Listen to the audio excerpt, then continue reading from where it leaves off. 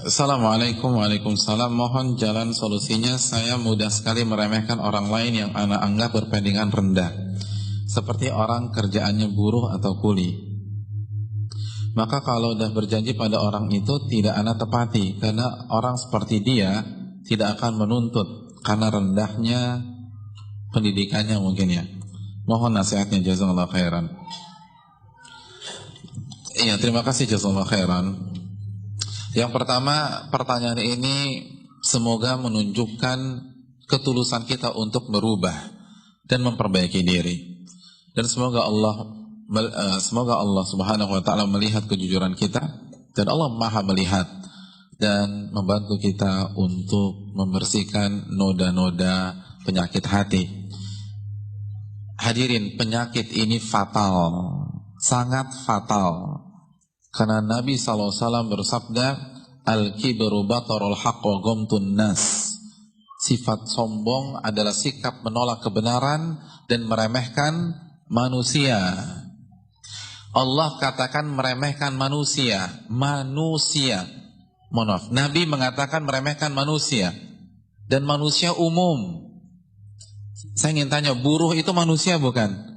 Manusia. Berarti barang siapa yang meremehkan buruh, dia sombong. Walaupun ngaji bertahun-tahun, walaupun rajin tahajud, puasanya puasa Nabi Daud, infak sedekah ke sana dan kemari, sombong. Nabi tidak bersabda meremehkan ustadz, meremehkan kiai, meremehkan orang soleh, meremehkan wali, meremehkan orang yang bertakwa, meremehkan ahlus sunnah wal jamaah. Tidak, tapi Nabi mengatakan meremehkan manusia. Dan manusia itu ada yang pendidikan tinggi, ada pendidikan rendah. Ada orang yang bertakwa, ada orang fasik. Barang siapa yang meremehkan mereka, sombong.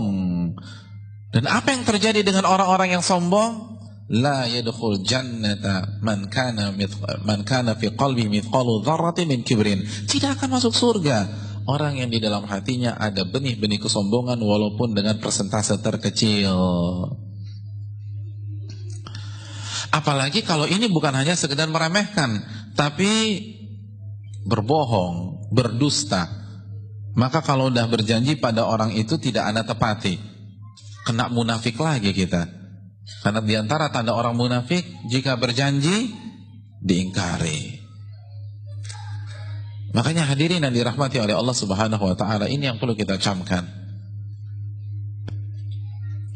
Semakin belajar semakin rendah.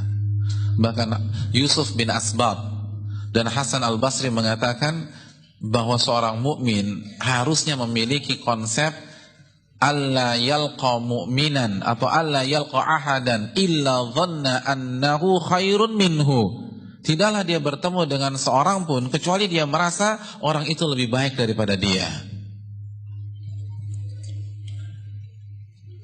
Hadirin yang dirahmati oleh Allah Subhanahu wa taala, saya ingin bertanya.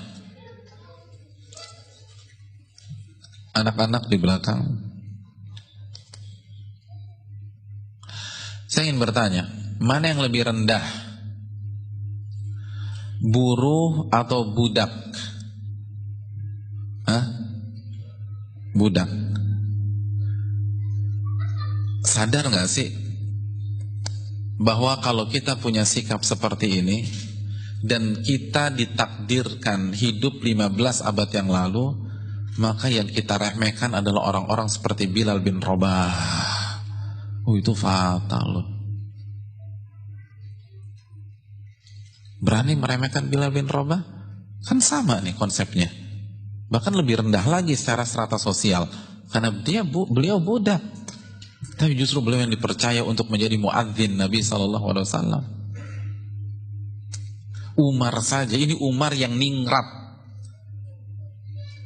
Umar yang pejabat, Umar yang tokoh masyarakat. Begitu masuk Islam, itu memanggil Bilal pakai sebutan Sayyid. Umar pernah mengatakan a'taqa sayyiduna Abu Bakar sayyidana Bilal. Sayyid kami Abu Bakar itu memerdekakan Sayyid kami Bilal. Sayyid itu artinya apa sih? Kalau pakai bahasa Melayu klasik kan tuanku ya. Tapi kalau sekarang kan nggak dipakai lagi, Pak lah, Pak ya. Jadi nggak sebut nama. Artinya Umar ketika menyebut Bilal tuh nggak sebut nama, pakai Sayyid. Itu Umar. Kita siapa memang? Kita nih dibanding Umar nggak ada apa-apanya. Mau bicara agama jelas KO dari ronde pertama, bicara dunia juga nggak ada apa-apanya. Kita bukan tokoh daerah, Umar tokoh Quraisy. Begitu masuk Islam yang diketok pertama kali pintunya siapa? Abu Jahal. Saya udah masuk Islam loh. Yang lain ngumpet-ngumpet, dia ketok pintu Abu Jahal. Ketahuilah saya baru masuk Islam. Gak takut sama siapapun. Itu aja gak meremehkan budak atau mantan budak, apalagi kita. Hadirin yang dirahmati oleh Allah. Dan yang ketiga, meremehkan orang pakai pintu agama dan ilmu saja nggak boleh. Apalagi meremehkan orang pakai pintu apa? Dunia dan pekerjaannya di dunia. Lebih nggak boleh lagi. Maksudnya apa? Antum hafalannya 30 juz. Meremehkan orang yang hafalannya juz 30 boleh nggak? Walaupun sama-sama 30. Boleh apa enggak? Antum hafalannya 30 juz. Terus ada teman antum baru hafal juz 30. Boleh diremehkan enggak? Itu enggak boleh loh. Itu sombong. Padahal masuk pintunya dari sisi apa? Agama, apalagi dari pintu dunia. Buruh kuli kan pintu dunia. Wong dunia lebih hina daripada bangkai kambing kata Nabi. Kok kita jadikan parameter? Dunia lebih rendah daripada salah satu sayap nyamuk. Kok kita jadikan parameter?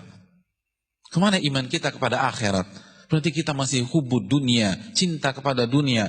Dan pertimbangan kita dunia, dunia, dunia, dan dunia. Jadi banyak kesalahan fatal, namun ketika penanya memberanikan diri bertanya seperti ini menunjukkan ada pintu kebaikan, ada niat baik, niat tulus untuk berubah, maka segera disambut. Dan kita berdoa kepada Allah Subhanahu Wa Taala agar Allah memberikan taufiknya kepada penanya dan kita semua untuk selalu memperbaiki diri. Amin ya rabbal alamin.